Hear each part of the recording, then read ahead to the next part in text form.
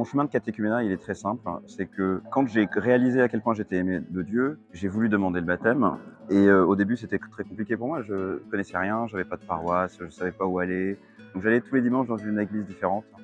Et jusqu'au jour où j'ai découvert la Trinité, je suis venu à la messe. La première fois, j'étais terrorisé par le monde. Et en rentrant dans l'église, je me suis dit, mais je ne vais pas y retourner.